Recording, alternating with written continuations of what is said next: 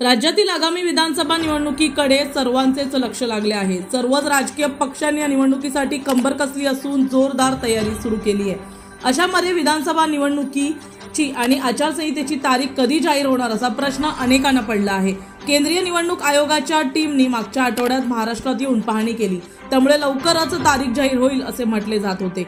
पण आता महाराष्ट्रात विधानसभा निवडणुकीची घोषणा 13 ऑक्टोबर नंतर होण्याची शक्यता आहे। मिळालेल्या माहितीनुसार 8 ऑक्टोबरला हरियाणा आणि जम्मू काश्मीरच्या विधानसभा निवडणुकांचे निकाल जाहीर होणार आहेत, तर 10 ऑक्टोबरला हरियाणा जम्मू काश्मीर निवडणूक कार्यक्रम संपणार आहे। नियमानुसार एक निवडणूक कार्यक्रम संपल्याशिवाय दुसरा निवडणूक कार्यक्रमाची घोषणा करता येत नाही। त्यामुळेच निवडणूक तारखा जाहीर करण्यापूर्वी निवडणूक आयोगाला तयारी करावी लागते।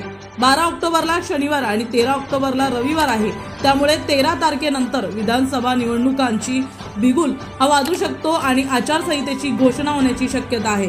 दरम्यान राज्यात 26 नोव्हेंबर 2024 रोजी विधानसभेची मुदत पूर्ण होत आहे। या मुदतीआधी राज्यात विधानसभा निवडणूक होणे अत्यावश्यक आहे। हे लक्षात घेता निवडणूक आयोग कामाला लागले आहे। निवडणुकीची आचारसंहिता लागू झाल्यानंतर साधारणतः 45 दिवसांनी नवीन विधानसभेची स्थापना होणे अपेक्षित असते। अशामध्ये 27 सप्टेंबरला केंद्रीय निवडणूक आयोगाची टीम महाराष्ट्रात आली होती, त्यामुळे आता लवकरच म्हणजेच येणाऱ्या काही दिवसातच आचारसंहिता लागण्याचे संकेत वाढलेले आहेत।